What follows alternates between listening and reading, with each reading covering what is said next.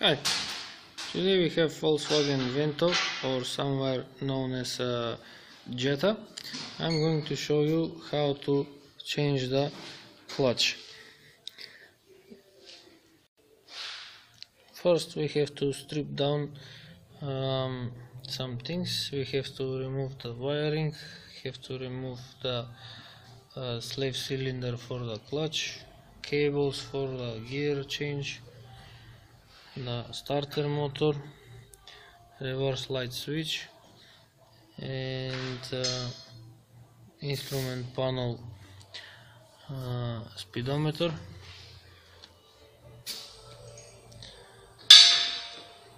First we are going to remove the gear shift cables. There are 3 bolts with 13mm wrench, and also here with 13mm. Here it can just be disconnected. We have disconnected the cables. Now we can also disconnect the battery, because we have to remove the starter motor. We have removed the battery. Now we can see where the grounding point is. There is nut with 13mm wrench, and we have one bolt with 18mm wrench. And when we are going to remove the grounding points, there is also the bolt with 18mm wrench, and then we can remove the slave cylinder for the clutch. Now we have removed the bolts. We are clear on this side. Now we have to open the bolts from the rubber mountings. One is over here, the other one is under the brake pump, and the third one is here, that holds the engine below the turbo, because we have to remove the entire front end so we can remove the transmission. We are going to open the bolts, support the engine.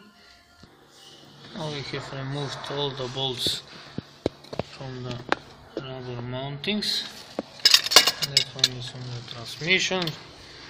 Here is engine with the transmission, and on this side on the engine. Now we can install the engine support, so we can. Now the engine is supported. We can raise the vehicle. We can remove the both 2 wheels. We have removed the bolts, also the center bolt. Now we can see from the lower side of the vehicle. Now you can see here the gap is too small to might going to move out without removing the entire front end, but it's going to be very hard. But for easy, just there are a couple of bolts and we can remove it then easily. So we are going to open these bolts that holds the lower ball joints. We are going to open these bolts that hold the steering rack to the front end. This ball joint here, and there are 4 bolts that hold the entire front end. One is over here, the second one is here. These are a little that's holding the mountings, that bolt and that bolt, and the entire front end will come down, and we have more space to work for. Now we have freed the front end support. Now we just have to remove the 2 ball joints, and then we can start removing the transmission. Now that we remove the front end support, we are going to open the bolts that hold the transmission. Also we are disconnecting this instrument panel for the speedometer. This one is with 19mm wrench, And we have two bolts with 11mm wrench that are holding here on the protective metal, and we have to remove the starter motor.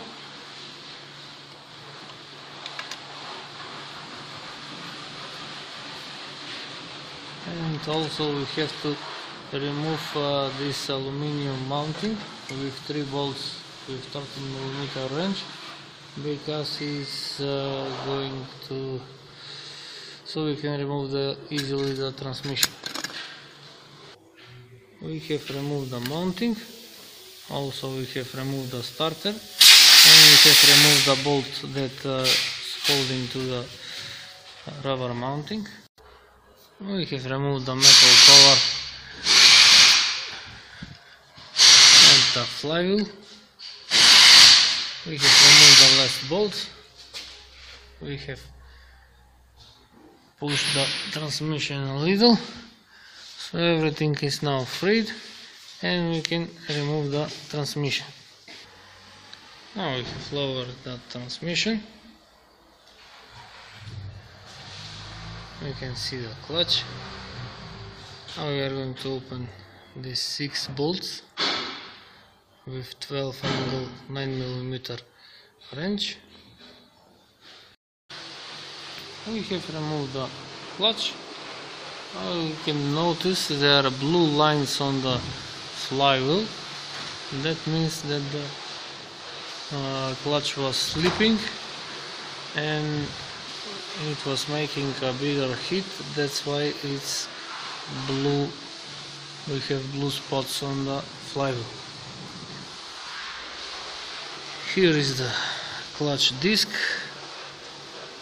It's almost gone. We are going to replace it with a new one, and the clutch pressure plate looks fine.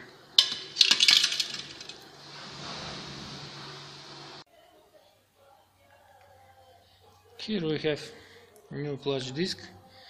We are now going to install on the engine. The disc goes like this.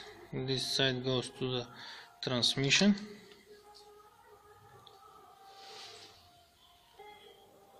Now we have to center good, so the transmission can move in easily. Now we have installed the transmission. We have installed the starter motor. There are 2 bolts that are holding it with 16mm wrench, and there is another one with 17mm on the engine mounting. On this side we have installed with 19mm wrench bolt. Now the transmission is tightened, everything is in place. Also we have put the metal protection for the flywheel, and now we can install the entire front end support. Now we have mounted the entire front end support. We have installed a ball joint, installed the bolt that holds the supporting arm. We have installed the nuts of the steering rack. There are 4 total with 13mm wrench.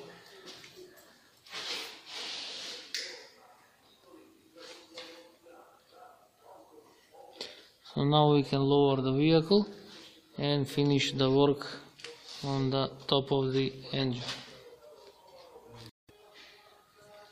Now we have installed the bolts of the transmission with the engine. We have installed the grounding point. You can notice also we have removed the engine support. We have installed the bolts of the rubber mounting. It's very hard to show you where it is. It's right under the brake servo. We have installed these bolts here at the radiator mounting, and also at the below the turbo. Now the engine stands still, and we have installed the slave cylinder for the clutch. Now we have to install the gear shift cables and connect the instrument panel speedometer. We have installed the gear shift cables.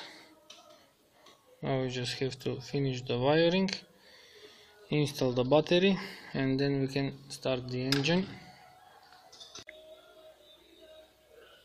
Now we have installed the battery, finished the wiring. Now we can start the engine.